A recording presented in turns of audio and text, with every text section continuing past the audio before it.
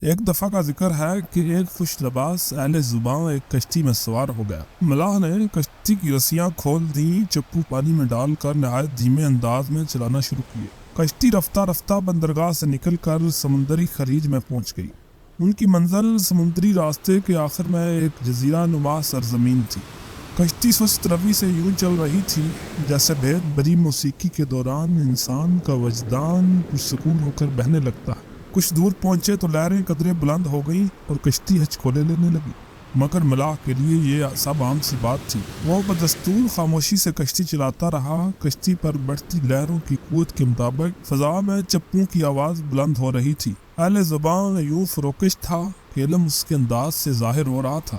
اچانک اس نے ملاح سے پوچھا، کیا تم نے کبھی درست زبان سیکھنے کی کوشش کی؟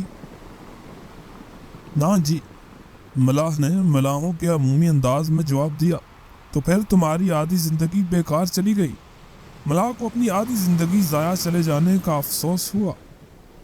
واقعی وہ کچھ پڑھ لکھ جاتا تو تہذیب یافتہ زندگی سے لطف اندوز ہوتا۔ یہ سوچ کر وہ خاموش رہا۔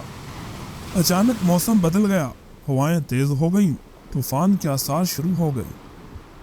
کشتی ڈولتے ڈولتے کنارے سے دور ہو کر ایسی جگہ پہنچ گئی جہاں سمندر میں بھنور بن چکا تھا۔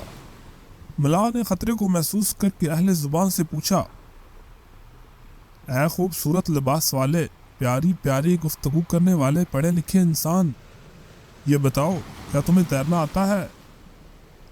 بالکل بھی نہیں، ہرگز نہیں، اہل زبان نے شستہ انداز میں کہا۔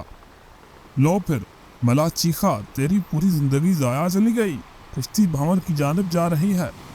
اے اہل زبان، مرنے سے پہلے ایک علم سیکھتے جاؤ۔ اپنے آپ کو تمام خصوصیات کے باوجود اپنی نگاہ میں ہمیشہ نیچا رکھو۔ خود کو دوسروں سے بہتر نہ سمجھو، اپنے آپ کو مردوں کی طرح لاچار سمجھو۔ یوں مردہ ہو کر خطرناک سمندر میں اترو گے تو سمندر خود تمہاری حفاظت کرے گا اور کنارے پر لگا دے گا۔ سمندر اپنے سے کمزور چیز کی حفاظت کرتا ہے اور زیادہ اچھل کود کرنے والوں کو ضرور ڈبوتا ہے۔ اسی طرح خدا کے سامنے خود کو بے حیثیت جانو، خدائی شعور تمہاری حفاظت کرے گا اور کنارے پر لگا دے گا۔